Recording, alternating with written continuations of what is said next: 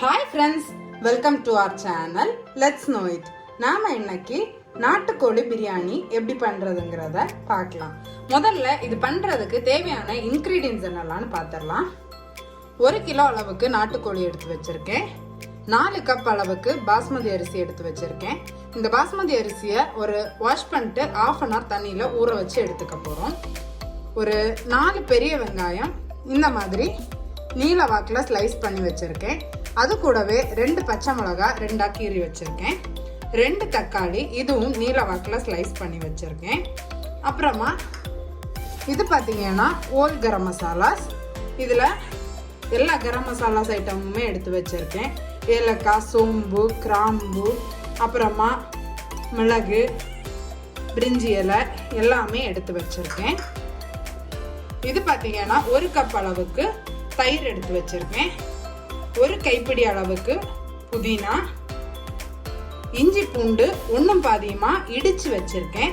இஞ்சி பூண்டு பேஸ்ட்டை விட நாட்டுக்கோழி சமைக்கிறப்போ இந்த மாதிரி ஒன்றும் பாதியமா இஞ்சி பூண்டு இடிச்சு சேர்த்துக்கிட்டீங்கன்னா நல்லா இருக்கும். 1 கைப்பிடி அளவுக்கு மல்லிக்கீரை எடுத்து வச்சிருக்கேன்.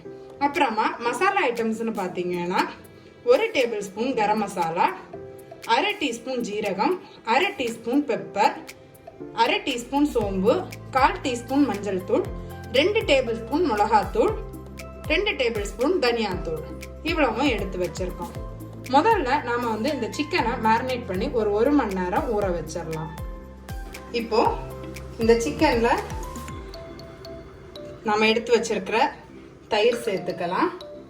அப்புறமா கொத்தமல்லி கீரையில பாதி அளவுக்கு சேர்த்துக்கலாம்.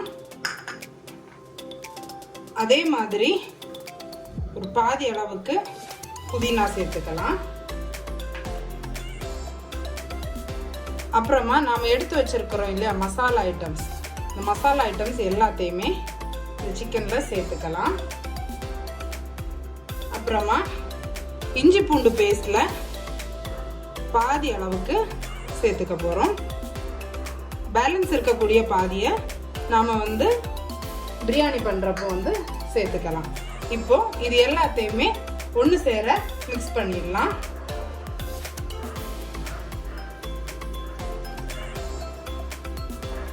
இந்த சிக்கன் எல்லாமே இந்த மசாலால நல்லா கோட் ஆகுற அளவுக்கு மேரினேட் பண்ணி வச்சிடலாம். இது கூடவே நம்ம சிக்கனுக்கு தேவையான அளவுக்கு உப்பு சேர்த்துக்கலாம். உப்பு சேர்த்து நல்லா பிசைஞ்சிக்கலாம். இதை பார்த்தீங்கன்னா மசாலா புரட்டிட்டு ஒரு 1 மணி நேரம் அளவுக்கு நல்லா ஊற வச்சிடலாம். அப்போதான் நம்ம சிக்கன் குக் ஆகி வர்றப்போ நல்லா சாஃப்டா குக் ஆகி வரும். இப்போ நம்ம சிக்கன் மசாலா புரட்டி ரெடியா இருக்கு. இது அப்படியே ஒரு 1 மணி நேரம் ஊற விட்டுறலாம். ஒரு குக்கர் எடுத்து அடுப்புல ஹீட் பண்ண வச்சுட்டேன். இந்த பேன்ல ஒரு 4 டேபிள் ஸ்பூன் அளவுக்கு கோகனட் ஆயில் சேர்த்துருக்கேன். அதில் ஓல் கரம் மசாலாஸ் எல்லாத்தையுமே சேர்த்துக்கலாம். இந்த ஓல் கரம் மசாலாஸ் எல்லாமே இந்த ஆயிலில் நல்லா ஃப்ரை ஆகி வந்துடட்டும். இப்போது இந்த மசாலாலாம் ஆயிலில் ஃப்ரை ஆனதும் நாம் நறுக்கி வச்சுருக்க வெங்காயத்தையும் பச்சை மிளகாயும் சேர்த்துக்கலாம். இந்த வெங்காயம் ஆயிலில் நல்லா ஃப்ரை ஆகி வந்துடட்டும். ஒரு கோல்டன் ப்ரௌன் கலர் வர்றது வரைக்கும் இந்த வெங்காயத்தை ஆயிலில் ஃப்ரை பண்ணிக்கலாம். இது கூடவே கொஞ்சமாக சால்ட் சேர்த்துக்க போகிறோம். நம்ம ஆல்ரெடி சிக்கன் மேரினேட் பண்ணி வச்சுருக்கிறதுல உப்பு சேர்த்துருக்கோம். ஸோ உப்பு பார்த்து சேர்த்துக்கோங்க. இப்போ இந்த வெங்காயத்துக்கு மாத்திரம் தேவையான அளவுக்கு நான் இப்போ உப்பு சேர்த்துருக்கேன். இந்த ஆயிலில் நல்லா ஒரு கோல்டன் கலர் வர்றது வரைக்கும் ஃப்ரை ஆகிடுறோம். இப்போ பார்த்தீங்கன்னா இந்த ஆனியன் கொஞ்சம் கலர் மாதிரி கோல்டன் ப்ரௌன் கலர் வர ஆரம்பிச்சிருச்சு. இந்த ஸ்டேஜில் நம்ம சாப் பண்ணி வச்சுருக்கோம் இல்லையா தக்காளி, அதையும் சேர்த்து நல்லா வதக்கி விட்டுக்கலாம். இந்த தக்காளியும் நல்லா சாஃப்ட் ஆகிற அளவுக்கு குக் ஆகிடும். இப்போ தக்காளியுமே நல்லா குழைவாக குக் ஆகிடுச்சு. இதில் நம்ம ஒன்றும் பாதியமாக இடித்து வச்சுருக்கோம் இல்லையா இஞ்சி பூண்டு பேஸ்ட், அதை சேர்த்துக்கலாம். சேர்த்துட்டு ஒரு வாட்டி ஆயிலில் மிக்ஸ் பண்ணிக்கலாம். இது கூடவே புதினா, அப்புறமா மல்லிக்கீரை இதையும் சேர்த்துட்டு நல்லா வந்து வதக்கி விட்டுக்கலாம். ஒரு 3லேருந்து 4 நிமிஷம் நல்லா வந்து வதக்கிக்கலாம். அந்த இஞ்சி பூண்டுடைய பச்சை வாசனை எல்லாம் போகணும். அது வரைக்கும் நல்லா வந்து வதக்கி விட்டுக்கலாம். இப்போ இது கூடவே ஒரு 2 டேபிள் ஸ்பூன் அளவுக்கு தயிர் சேர்த்துக்கிறேன். நான் ஆல்ரெடி வந்து தயிர் சேர்த்துருக்கேன் நம்ம மசாலா மேரினேட் பண்ணதில். பட் இப்போ இது கூடவே கொஞ்சம் கூட தயிர் வந்து சேர்த்து கலந்துக்கலாம். தயிருமே நல்லா வந்து மிக்ஸ் ஆகி வந்துடட்டும். இப்போ இந்த தயிர் எல்லாம் நல்லா மிக்ஸ் பண்ணிட்டு நாம் ஆல்ரெடி மசாலா போட்டு மேரினேட் பண்ணி வச்சுருக்கோம் இல்லையா சிக்கன், அதை வந்து இதில் வந்து டைரெக்டாக அப்படியே சேர்த்துக்கலாம். சேர்த்துட்டு ஒரு வாட்டி நம்ம வந்து கலந்து விட்டுக்கலாம். இந்த ஆயில் கூட நல்லா வந்து மிக்ஸ் ஆகி வந்துடட்டும். இப்போது அதை வந்து ஒரு வாட்டி மிக்ஸ் பண்ணிவிட்டு லிட் வச்சு கவர் பண்ணிவிட்டு ஒரு 6லேருந்து 7 விசில் வர்றது வரைக்கும் நல்லா வந்து குக் பண்ணி எடுத்துக்கலாம். அப்போ தான் அந்த சிக்கன் வந்து நல்லா சாஃப்டாக குக் ஆகி வரும். இப்போ பார்த்தீங்கன்னா 5 விசில் வந்துருச்சு. நான் அடுப்பை வந்து ஆஃப் பண்ணிட்டேன். ப்ரெஷர் வந்து கம்ப்ளீட்டாக ரிலீஸ் ஆகுறது வரைக்கும் அப்படியே இருக்கட்டும். ப்ரெஷர் ரிலீஸ் ஆன அப்புறமா நான் உங்களுக்கு ஓப்பன் பண்ணி அடுத்து என்ன பண்ணுறதுன்னு சொல்கிறேன். இப்போ ப்ரெஷர் கம்ப்ளீட்டாக ரிலீஸ் ஆகிடுச்சு. ஓப்பன் பண்ணி பார்த்துடலாம். நம்மளோட சிக்கன் வந்து நல்லாவே குக் ஆகிருக்கு. அதே நேரத்தில் சிக்கனில் இருந்து அந்த தண்ணி எல்லாமே விட்டு வந்திருக்கு. நம்ம தண்ணி எதுவுமே சேர்க்கலை, பட் சிக்கன்லேருந்து தண்ணி எல்லாம் விட்டு வந்திருக்கு. இப்போது நம்ம வந்து 1 கப் அரிசிக்கு 1.5 கப்புங்கிற அளவில் தண்ணி வந்து சேர்த்துக்க போகிறோம்.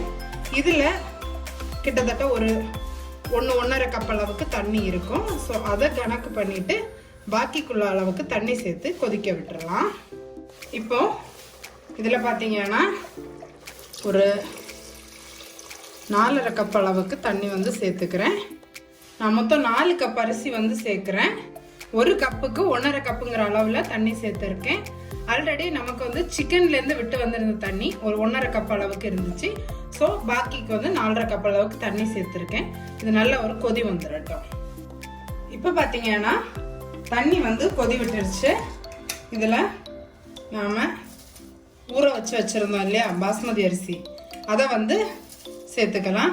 நீங்கள் பாஸ்மதி அரிசிக்கு பதிலாக சீரக சம்பா அரிசி கூட சேர்த்துக்கலாம். இப்போ அரிசி எல்லாமே உள்ளே சேர்த்துட்டேன். ஒரு வாட்டி கலந்து விட்டுக்கலாம். ரொம்ப மிக்ஸ் பண்ணாதீங்க, ஊற வச்ச அரிசி, அதனால உடஞ்சி போகிறதுக்கு வாய்ப்பு அதிகம். ஜஸ்ட் ஒரு வாட்டி மிக்ஸ் பண்ணிவிட்டு உப்பு காரம் எல்லாம் வந்து செக் பண்ணிக்கோங்க. நான் பார்த்தீங்கன்னா உப்பு காரம் எல்லாம் செக் பண்ணிட்டேன், கரெக்டாக இருக்குது. ஸோ நான் லிட் வச்சு கவர் பண்ணிவிட்டு ஒரு மீடியம் ஃப்ளேமில் வச்சுக்கிறேன்.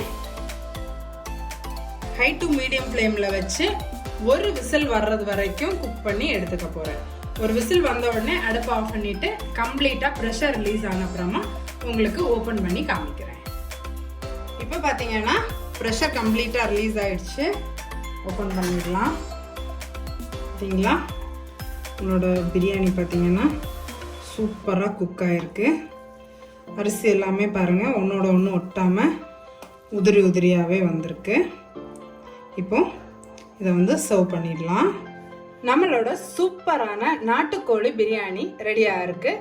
நான் இன்னைக்கு இதை தயிர் பச்சடி அப்புறமா நாட்டுக்கோழி குழம்போட சர்வ் பண்ணியிருக்கேன். நீங்களும் மறக்காம இந்த நாட்டுக்கோழி பிரியாணியை உங்க வீட்டில் ட்ரை பண்ணி பாருங்க. ட்ரை பண்ணி பார்த்துட்டு எப்படி இருந்துச்சுங்கிற ஃபீட்பேக்கை மறக்காம கமெண்ட்ஸ்ல சொல்லுங்க. அது மட்டும் இல்லை, இந்த வீடியோவை உங்க ஃப்ரெண்ட்ஸுக்கு ஷேர் பண்ணுங்க. அவங்களும் நாட்டுக்கோழி பிரியாணி எப்படி பண்றதுங்கிறத தெரிஞ்சுக்கட்டும்.